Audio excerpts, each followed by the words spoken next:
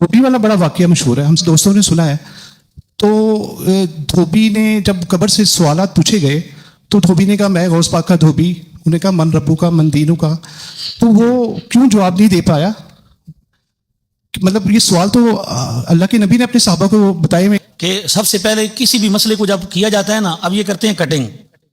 ہماری کسی کتاب میں دھوبی والا واقعہ موجود نہیں، ہمارے کسی عالم دین نے اپنی کتاب میں کسی کو اس کو لکھا نہیں. پیر اجمل صاحب، ڈاکٹر میں طاہر عرض کر رہا ہوں نا، میں ان کی ترجمانی کر رہا ہوں، میں بتا رہا ہوں نا، بات آپ پوری سنیں گے تو سمجھ آ جائے گی. ان کی کتابوں میں لکھا ہوا ہے. کہاں پہ لکھا ہوا ہے؟ ہمارے علماء بطور الزام کیا کرتے ہیں؟ الزامی طور پر کہتے ہیں کہ آپ لوگ ان چیز کو نہیں مانتے نا، غوث پاک کو، تو آپ کا مولوی یہ اس کتاب میں لکھ رہا ہے، یہ بطور حجت اور دلیل کے پیش کیا جاتا ہے. ہمارا نظریہ یا ہماری کسی کتاب میں یہ واقعہ بیان نہیں ہوا. پہلی بات یہ ہے جی، میں عرض کرتا ہوں.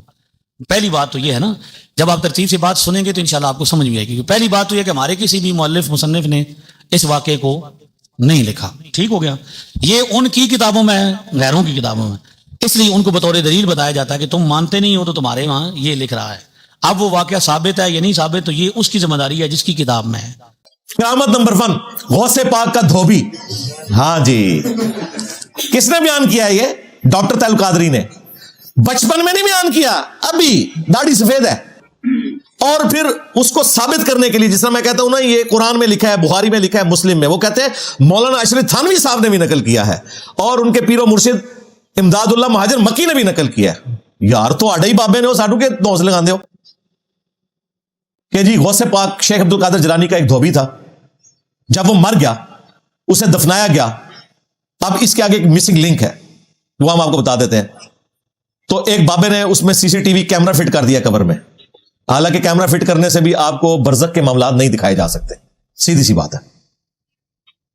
یہ نہیں بتا رہے کہ یہ واقعہ دیکھا کس نے قبر کے اندر جا کے. کہتے ہیں جی فرشتے آئے سوال کرنے کے لیے، پوچھا مر ربو کا، تو اس نے کہا میں غوث پاک کا دھوبی ہوں. یہ واقعہ ڈاکٹر طاہر القادری صاحب نے بھی بیان کیا ہے، یہ پیر اجمل قادری نے بھی بیان کیا ہے، یہ مفتی حنیف قریشی نے بھی بیان کیا ہے، اور ظاہر ہے اشرف تھانوی صاحب نے جب بیان کیا تو دیوبندیوں کے کھاتے میں بھی ڈال گیا. امداد اللہ مہاجر مکی نے بھی اگر اسے جسٹیفائی کیا تو دیوبند اور بریلی دونوں کی آپ سمجھ لیں وہ روحانی قبلہ گاہ ہے. امداد اللہ مہاجر مکی بدعتی صوفی، تو یہ ساروں کا مشترکہ واقعہ ہے. کہتے ہیں پوچھا کہ ماں دینوں کا، تیرا دین کیا ہے؟ اس نے کہا میں غوث پاک کا دھوبی ہوں. پھر جب رسول اللہ کے بارے میں سوال ہوا، ما کنت تقول فی حق ھذا الرجل، اس مرد کے بارے میں تیرا کیا عقیدہ تھا؟ تو وہ کہتا ہے میں غوث پاک کا دھوبی ہوں. غوث پاک تمہیں یہ بھی نہیں بتا سکے کہ یہ رسول اللہ کی ذات کے بارے میں سوال پوچھا جا رہا ہے.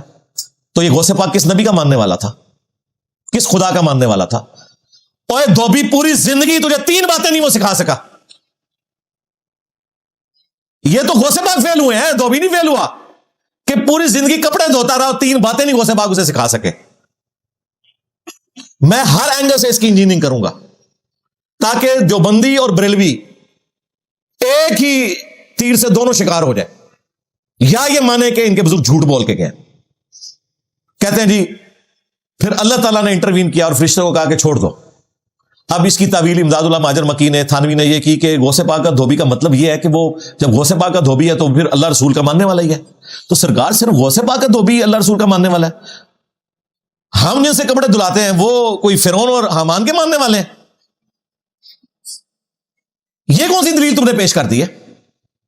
بلکہ میں کہتا ہوں ہمارے تو اسٹوڈنٹس غوث پاک سے بہتر توحید رکھتے ہیں جو توحید تم نے غوث پاک کی طرف منسوب کی ہوئی ہے قصیدہ غوثیہ کے اندر. اللہ سے ڈر جاؤ. ہم آپ کو بتاتے ہیں صحیح بخاری میں، سنن نبی داؤد میں حدیث موجود ہے، قبر کے 4 سوال. ان مولویوں نے آپ کو 3 سوال بتائے تھے، چوتھا میں نے دریافت کیا. اب ان کو ہاتھ پاؤں پڑے ہوئے، کہتے ہیں انجینئر صاحب جو ہے وہ ہمیں مذاق اڑا رہے ہیں، ہم بھی مانتے ہیں، لیکن کبھی بیان نہیں چوتھا سوال انہوں نے کیا. چوتھا سوال ان کی موت تھا. صحیح بخاری میں اور سنن نبی داؤد میں موجود ہے. نبی صلی اللہ علیہ وآلہ وسلم نے فرمایا کہ جب اہل ایمان میں سے کسی کو قبر میں رکھا جاتا ہے تو اسے آزمایا جاتا ہے، اس سے سوال پوچھا جاتا ہے مر ربو کا، تیرا رب کون ہے؟ وہ کہتا ہے ربی اللہ، میرا رب اللہ ہے. پوچھا جاتا ہے دین، وہ کہتا ہے اسلام ہے. پھر پوچھا جاتا ہے اس مرد کے بارے میں تیرا کیا عقیدہ ہے؟ جامعہ ترمذی میں ہے من نبیو کا، تیرا نبی کون ہے؟ دونوں طرح الفاظ آئے. وہ کہتے ہیں یہ جو اس مرد کے بارے میں تمہارا کیا عقیدہ ہے؟ تو یہ اس بات کا ثبوت ہے کہ قبر میں رسول اللہ تشریف لاتے ہیں. ہم کہتے ہیں نا. جامعہ ترمذی میں تو سوال ہے من نبیو کا، تیرا نبی کون ہے؟ اس میں تو یہ الفاظ ہی نہیں ہے جو بخاری کے اندر آئے ہیں. پھر مسند احمد میں موجود ہے جو ان کے وسوسے کا علاج ہے. مفتی احمد یار خان نعیمی نے جال حق میں لکھا کہ اگر قبر میں رسول اللہ نہیں آتے تو اس مردے کا کام ہے کہ وہ فرشتوں سے کہے کہ کس مرد کے بارے میں پوچھ رہے ہو. ہائے ہائے ہائے مفتی صاحب، کاش آپ نے مسند احمد پڑھی ہوتی. مسند احمد میں یہی الفاظ ہے کہ مردہ پوچھتا ہے کس مرد کے بارے میں پوچھ رہے ہو. تو فرشتے کہتے ہیں الذی بعث فیکم، اس مرد کے بارے میں جس کو اللہ نے تمہارا نبی بنا کر مبعوث کیا تھا. اور یہ الفاظ ابو داؤد میں بھی موجود ہے. پھر وہ کہتا ہے ہوا محمد رسول اللہ، ہاں وہ اللہ کے رسول محمد تھے. یہ نہیں کہتا ہاذا محمد رسول اللہ، یہ رسول اللہ سامنے کھڑے ہیں. لہذا بریلویوں کا کہنا کہ قبر میں رسول اللہ آتے ہیں، دیوبندیوں کا کہنا کہ شکل دکھائی جاتی ہے، دونوں جھوٹ بول رہے ہیں. ہم نے حدیث سے ثابت کر دیا ہوا محمد رسول اللہ. جی ہاذا کا صیغہ آیا، ہاذا کا جواب جو ہے وہ ہاذا کے ساتھ نہیں آیا، ہوا کے ساتھ آیا، تھرڈ پرسن کے ساتھ. ہاذا کا صیغہ تھرڈ پرسن کے لیے بھی بولا جاتا ہے. جب کسی کا ذکر ہو رہا ہو تو ہاذا کے ذریعے ہو جاتا ہے. عربی کا یہ اسلوب ہے.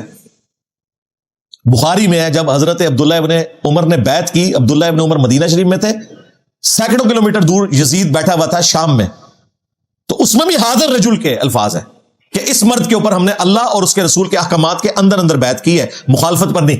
وہاں بھی حاضر رجل ہے. تو یزید سامنے حاضر ناظر تو نہیں تھا. لو صاحب حاضر رجل میں نے بخاری سے ثابت کر دیا کہ تھرڈ پرسن کے لیے بھی جس کا ذکر ہو رہا ہو بولا جاتا ہے. لہذا تمہاری وہ بات تو ختم ہوگی. 3 سوال ہو گئے. جب وہ جواب دیتا ہے کہ وہ اللہ کے رسول محمد ہے تو فرشتے کہتے ہیں تمہیں کیسے پتا چلا؟ یہ چوتھا سوال تھا جو انہوں نے چھپایا. وہ کہتا ہے میں نے اللہ کی کتاب پڑھی اور رسول اللہ کے پیغمبر ہونے کی تصدیق کی. ہاں تو اسی طرح کہ قرآن حدیث ڈائریکٹ پڑھو گے تو گمراہ ہو جاؤ گے.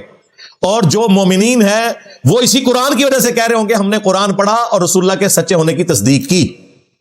یہ چوتھا سوال ہے قبر کا جو انہوں نے چھپایا ہوا تھا. اب آ جائیں فاسق کا، منافق کا اور کافر کا کیا حال ہوتا ہے. پوچھا جاتا ہے تیرا رب کون؟ تو وہ کہتا ہے میں غوث پاک کا دھوبی ہوں. ہاں مومن ہوگا تو کہے گا میں رب کا ماننے والا ہوں، اللہ کا ماننے والا ہوں. وہ کہتا ہے ہائی ہاتا لا ادری لا ادری، ہائے افسوس مجھے کچھ پتا نہیں. اور مزے کی بات غوث پاک کے دھوبی میں بھی یہی الفاظ ہے. وہ کہتا ہے میں غوث پاک کا دھوبی ہوں، مجھے کچھ پتا نہیں. اور واقعہ بھی کٹنا سی ہے، الفاظ سے بھی چکاڑ دینے سن کہ مجھے کچھ پتا نہیں، میں غوث پاک کا دھوبی ہوں. جب اسلام کے بارے میں پوچھا جاتا ہے وہ کہتا ہے مجھے کچھ پتا نہیں. رسول اللہ کے بارے میں اعوذ باللہ تعالی اللہم حاسبنا حسابا یسیرا آمین، وہ کہتا ہے مجھے کچھ پتا نہیں. فرشتے پھر چوتھا سوال کرتے ہیں کہ تو نے خود پڑھنے کی کوشش کیوں نہیں کی یا کسی ایسے شخص سے پڑھنے کی کوشش کیوں نہیں کی جو تجھے صحیح راہ دکھا دیتا. یہ چوتھا سوال ہوگا اس سے. اور پھر فرشتے اسے ایک ہتھوڑا ماریں گے اور وہ بالکل فلیٹ زمین کے برابر ہو جائے گا.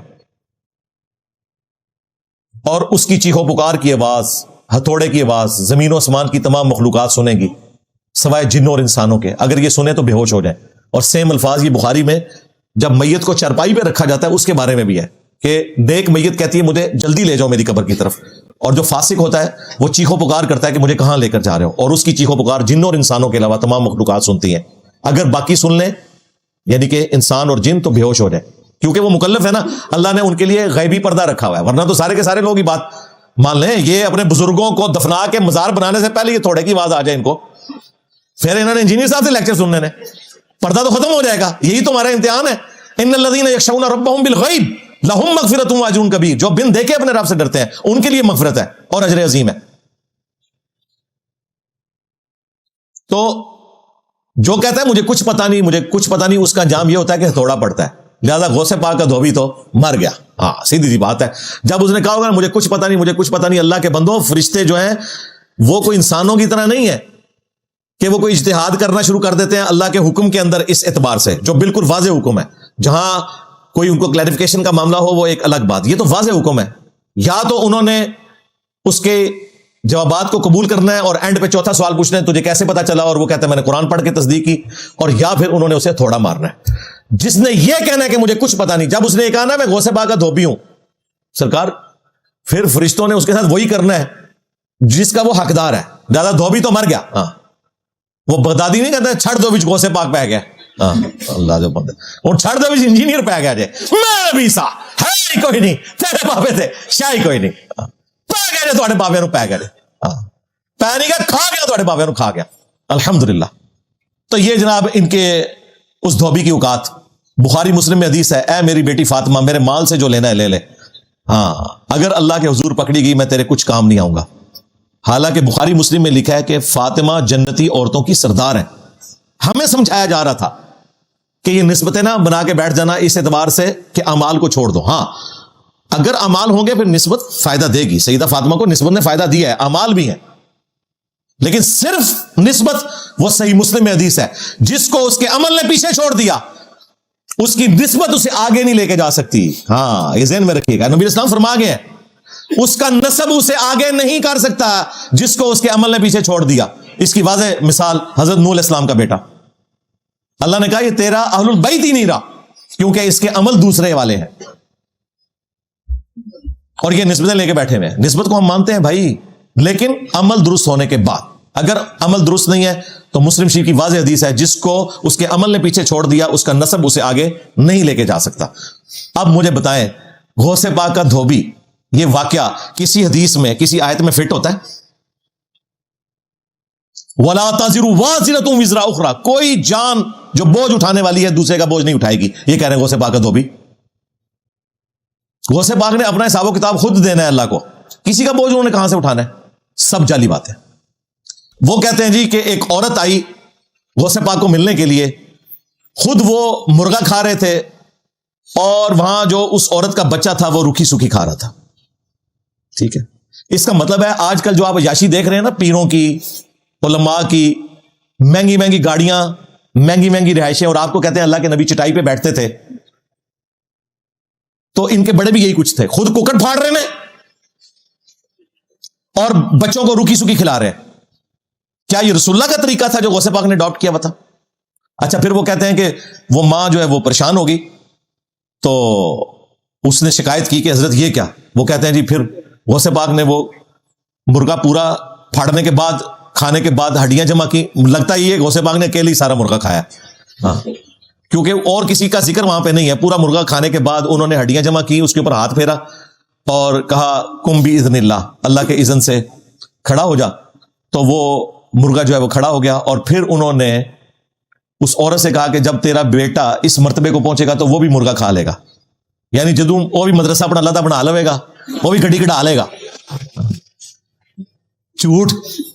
یہ نبی کی تعلیمات ہے. کسی صحابی نے کبھی کوئی مرغا زندہ کیا ہے یار؟ یا نبی علیہ السلام نے کبھی کوئی اس طریقے سے مرغا کھا کر زندہ کیا ہے؟ اور کیا یہ نبی کا طریقہ ہے کہ تم لوگ خود جو ہے مہنگی مہنگی غذائیں کھاؤ اور اپنے سب آرڈینیٹس کو روکی سوکی کھلاؤ؟ ہم آپ کو بتاتے ہیں ہمارے نبی کا طریقہ کیا ہے. بخاری اور مسلم دونوں میں حدیث ہے. جابر بن عبداللہ رضی اللہ تعالیٰ عنہ کہتے ہیں غزوہ خندق کا موقع تھا تو ہم خندق کھود رہے تھے. ایک چٹان اتنی مضبوط آئی کہ وہ ٹوٹتی نہیں تھی تو ہم نے نبی علیہ السلام کو جا کے شکایت کی کہ یا رسول اللہ چٹان نہیں ٹوٹ رہی.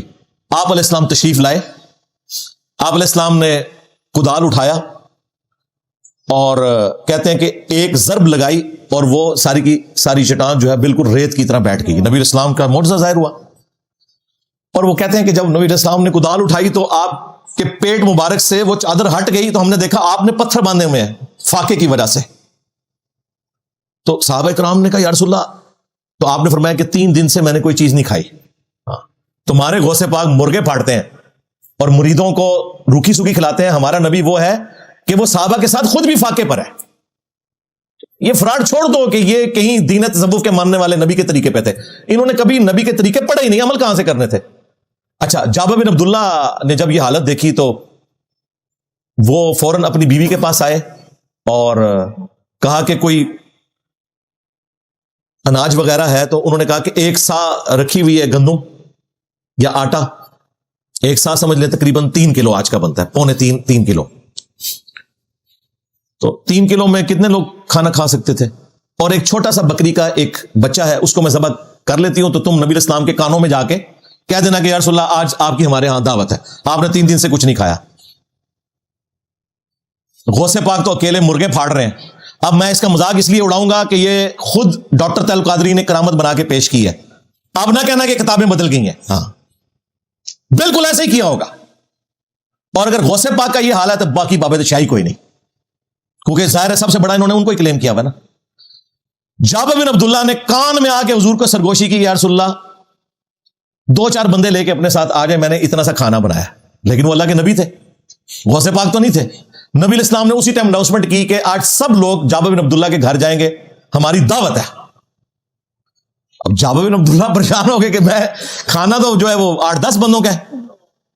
تو نبی علیہ السلام نے اسی وقت فرمایا کہ جابر میرے آنے تک تم نے ہنڈیا کو چولہے سے نہیں اتارنا اور روٹیاں پکانی نہیں شروع کرنی, صرف آٹا گوندھ کے رکھنا ہے. نبی علیہ السلام تشریف لائے, آپ نے دعا فرمائی, اپنا لعاب دہن مبارک اس ہنڈیا میں ڈالا اور آٹے میں ڈالا اور فرمایا کہ تم نے اس ہنڈیا میں سے بس سالن نکالتے رہنا ہے, اور یہ جو آٹا ہے اس کے اوپر سے کپڑا نہیں ہٹانا, اس میں سے آٹا نکال کے روٹیاں پکاتے رہنا ہے. سرکار 10 بندوں کا کھانا تھا, 100 بندوں نے نہیں کھایا, 1000 صحابہ نے وہ اتنا سا کھانا کھایا. اور جابر بن عبداللہ کہتے ہیں کہ جب نبی صلی اللہ علیہ وسلم واپس تشریف لے گئے, ہم نے جب ہنڈیاں ہٹا کے دیکھی اتنی تھی جتنی کہ پکائی گئی تھی, اور آٹا بھی اتنا ہی تھا جتنا کہ ہم نے گوندا تھا. وہ جابر بن عبداللہ نے رسول اللہ کو نہیں کھلایا, اللہ نے اپنے نبی کے ذریعے صحابہ کرام کو کھلایا تھا. اور تمہارا غوث پاک مرغے پھاڑتا ہے. اب فیصلہ کر لیں کہ آپ نے دین تصوف پہ چلنا ہے یا دین محمدی پہ چلنا ہے صلی اللہ علیہ وآلہ وسلم.